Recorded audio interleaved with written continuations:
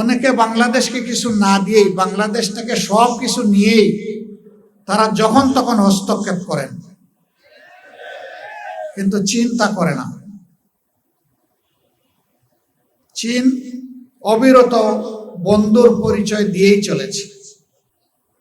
চীন এমন একটি দেশ যা আজ পর্যন্ত স্বাধীন বাংলাদেশের আভ্যন্তরীণ কোনো বিষয়ে তারা কোনো হস্তক্ষেপ করেনি। অনেকে বাংলাদেশকে কিছু না দিয়েই, বাংলাদেশ থেকে সব কিছু নিয়েই তারা যখন তখন হস্তক্ষেপ করেন, কিন্তু চীন তা করে না। চীন অবিরত বন্ধুর পরিচয় দিয়েই চলেছে। আমরা আশা করি অতীতের চাইতে আগামী দিনগুলোতে আমাদের প্রিয় বন্ধু রাষ্ট্র চীন আরো বেশি উদ্যোগী হয়ে বাংলাদেশের মানুষের কল্যাণে তারা কাজ করবে। তিস্তা প্রকল্পের কথা মান্যবর রাষ্ট্রদূত এখানে উল্লেখ করেছেন। এটি বাংলাদেশের কান্না, উত্তরাঞ্চলের কান্না। আমরা এই কান্নার অবসান চাই, কিন্তু অতীতে এটা কেন বাস্তবায়ন হয় নাই এটা সবাই বুঝে, শিশুও বুঝে। বিকাশ পেমেন্টে 10,000 টাকার বেশি অফার, শপিং চলছে তো। আমরা ওই লিগেসি আর বহন করতে চাই না। আমরা এই অপসংস্কৃতি থেকে বের হয়ে আমরা জানিয়ে দিতে চাই আমরাও স্বাধীন দেশের নাগরিক, আমাদের নিজস্ব পররাষ্ট্র নীতি আছে।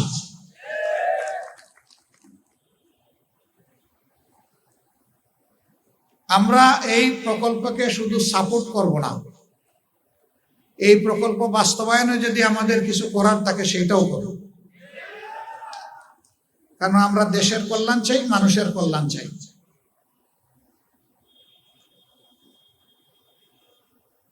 চায়না শুধু এই ক্ষেত্রে না, ইতিমধ্যে শুনেছেন 1000 বেডের 2টা হাসপাতাল করার সিদ্ধান্ত তারা নিয়েছে।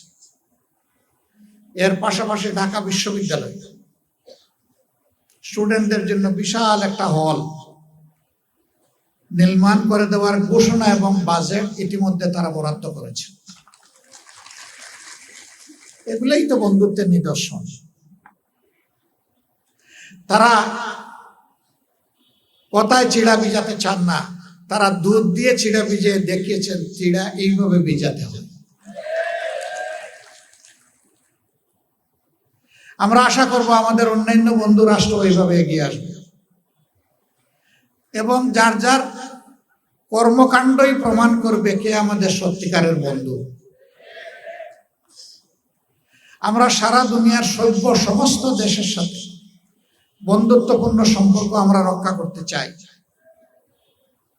কিন্তু একটা কথা খুবই পরিষ্কার, আমাদের ঘাড়ের উপর আমরা কারো আধিপত্য মেনে নেব না। অতীতে নেওয়া হয়েছে, এই বোঝা আমরা ফেলে দিয়েছি, এই বোঝা জাতি আর নিজের ঘাড়ে উঠাবে না। আমাদের যুব সমাজ একদম এটা সহ্য করবে না। তারা বুক উঁচু করে বাঁচতে চায়, বিশ্বের বুকে পরিচয় দিতে চায় আমি একজন গর্বিত বাংলাদেশী।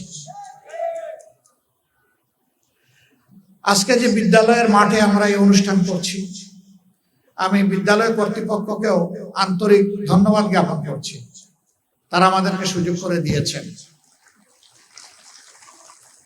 প্রিয় বন্ধু অ্যাম্বাসেডর ইয়াওয়ানকে আমি অনুরোধ করব, তিনি বন্ধুত্বের নিদর্শন হিসেবে আজকে যেই মাঠে এসেছেন, যে প্রতিষ্ঠানের মাঠে, এখানে তিনি কোয়ালিটি একটা উপহার দেবেন।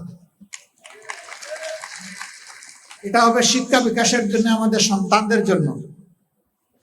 সেটা তিনি কি করবেন, প্রয়োজনে আমরা তার সাথে পরামর্শ করব, বিদ্যালয় কর্তৃপক্ষ পরামর্শ করবে, করে শিক্ষার উন্নয়নে একটা উদাহরণ সৃষ্টিকারী কিছু করার জন্য আমি তাকে আন্তরিকভাবে আহ্বান জানাই। তিনি এটা করতে বাধ্য নন তার সরকারের পক্ষ থেকে, কিন্তু তিনি যে আমাদের বন্ধু, এই বন্ধুত্বের জায়গা থেকেই আমাদের সমাজের চোখ খুলে দেওয়ার জন্য আমি আশা করব যে এই শুভ উদ্যোগটা তিনি গ্রহণ করবেন, তার সরকারের সহযোগিতা নিয়ে।